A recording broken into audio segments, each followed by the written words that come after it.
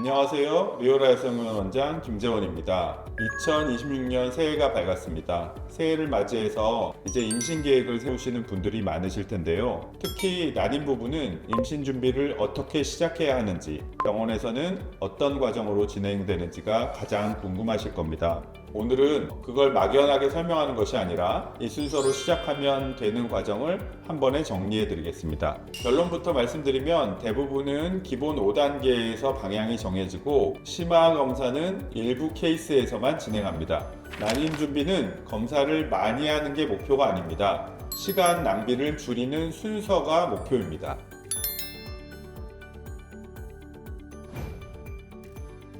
처음 내원 시에는 문진을 통해서 임신을 시도한 기간이나 나이, 생리 주기, 유산력, 과거의 수술력 등을 확인합니다. 그리고 여성의 경우 질 초음파를 시행해서 지금 당장 체크해야 할 이슈가 있는지를 확인하는데요. 자궁의 근종이나 선근증, 난소의 낭종 등을 확인합니다. 그리고 남성의 경우에는 정액 검사를 통해서 정자의 숫자, 모양, 운동성 등이 자연 임신을 시도하기에 적합한 상태인지를 확인합니다. 여기서 만약에 문제가 있다면 시술이 필요한 경우인지 아니면 자연 임신 시도나 배란 유도 등이 충분히 가능한지가 갈리게 됩니다.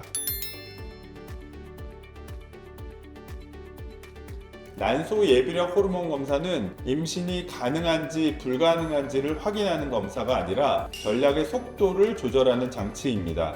난소 예비력 검사 AMH와 기본 호르몬 검사 확인 결과에 따라 더 기다려 볼지 아니면 보조 생식술과 같은 치료 단계로 빨리 넘어갈지를 결정하게 됩니다. 흔히들 AMH 수치가 나이에 비해서 젊게 나오면 좋다고 생각하시는데요. 대부분 그런 경우는 다낭성 난소와 같은 배란 유도를 필요로 하는 경우에 해당되는 경우가 많습니다.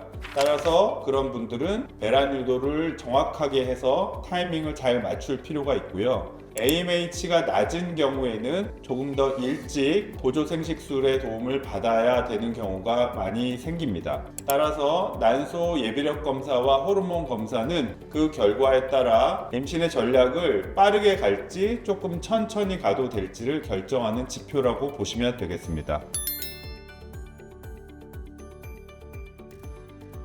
난관의 소통 상태는 있으면 좋은 정보가 아니라 전략을 바꾸는 정보입니다. 자궁 난관 조영술이나 자궁 난관 조영 초음파를 통해서 양쪽의 난관이 정상 소통 상태인지가 확인이 됐다면 자연 임신 시도를 얼마든지 시행해 볼 수 있습니다. 그러나 양쪽이 다 막힌 경우에는 시험관 시술로 바로 넘어가야 됩니다. 한쪽이나 일부 나팔관의 상태가 좋지 않은 경우에는 자연 임신 시도나 인공수정이 충분히 가능하지만 양쪽이 막힌 경우에는 시험관 시술로 바로 진행돼야 하므로 난관의 소통 상태에 대한 정보의 확인은 빠르면 빠를수록 좋습니다. 자궁경은 루틴이 아니라 타겟 검사로 가는 것이 합리적입니다. 초음파에서 폴립이 의심되거나 내막이 얇아 유착이 의심되는 경우, 생리 양상이나 통증, 수술력 등에서 의심이 되는 경우, 반복 착상이나 반복 유산에서 자궁 내막 문제가 의심되는 경우 등과 같이 필요한 경우에 시행하는 것이 가장 효율적입니다.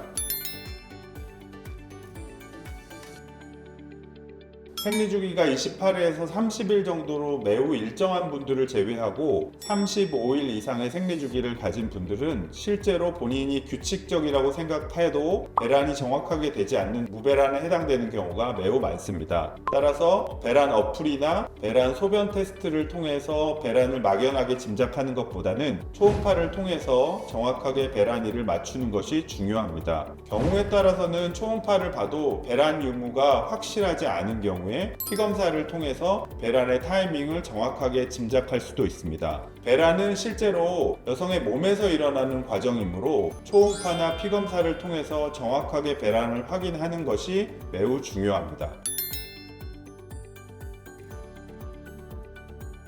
심화검사는 불안해서가 아니라 조건이 맞을 때만 합니다. 간혹 임신이 잘 되지 않거나 또는 한 번 정도 유산을 한 경우에 반복 유산이나 반복 착상 실패와 같은 검사를 바로 요구하시는 분들도 있습니다. 그러나 처음부터 검사를 다 하면 좋아 보이지만 실제로는 비용이나 시간만 들고 답이 안 나오는 경우도 많습니다. 실제로 문제가 있다고 하여도 약제의 변화나 치료의 방법이 바뀌는 것도 아닙니다. 따라서 심화 검사는 마지막 카드가 아니라 필요할 때만 쓰는 카드입니다.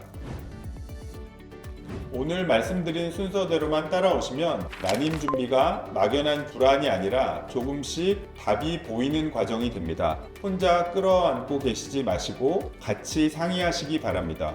다음 영상에서는 오늘 검사 결과를 바탕으로 자연임신 시도, 내란 유도, 체외 수정과 같은 시술 중에서 어떤 선택이 여러분에게 더 합리적인지 케이스별로 기준을 차분하게 정리해 드리도록 하겠습니다. 오늘 영상이 도움이 되셨다면 구독, 좋아요 부탁드립니다.